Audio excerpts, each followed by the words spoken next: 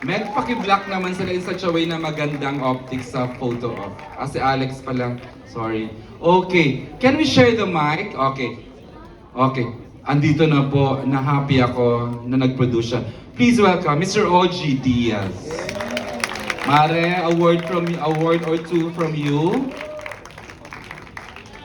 Only OG Diaz can make this happen, gathering all this. True. Asan na si... Ayan. Sige, mamaya na si Z.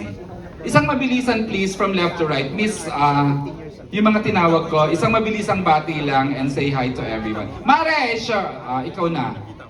In behalf of your cast, bago si Sancho. Ay, magandang gabi po sa inyo lahat.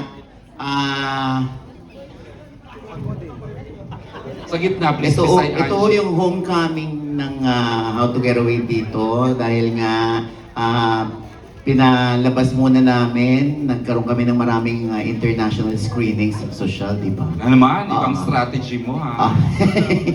Hindi, so galing po kami ng Nagoya, sa LA, sa Abu Dhabi, Dubai, tapos mag-Europe po sa September. Wow. Ay, sa August at sa US ulit sa August din. Kaya ito po, sana magustuhan ninyo. Ayoko humanga ako kasi iba-iba naman ang taste ng mga tao. Pero maraming salamat sa lahat ng mga artista na nandito, yung mga celebrity natin. Sobra! Oo. Taas. Maraming salamat, Coco Martin. Oh! Oo, talagang kahit may sakit ang kanyang lola, andito siya. Thank you so much. kaya- Direk Joey Reyes, maraming salamat. Yeah, isa sa mga nagsimula ng acting career ko, si Direk Joey. Mentor mo. Via May Minamahal. Ay, ang Bex Battalion nandito. Bro! Thank you so much. Madami pa, hindi ko na makita yung iba. Sina Alma Concepcion, Direk Ruel Bayani, Direk Eric Salud, ang mga bosses ng ABS-CBN, maraming salamat. Yung mga Taga Dreamscape nandito. Ma'am si Wilbert Tolentino and RS Francisco, thank you so much. Oh, wow. Yan yung mga magpapa-block screening, alam na. Alam. Pokwang is Oo. here. Sino? Ay, si Pokwang. Correct. Pokwang, mamang. Thank you so much. Galing pa Antipolo yan, no? Porque maputi ang kilikili, talagang, di ba, tinaas niya? Ayun. Di ba?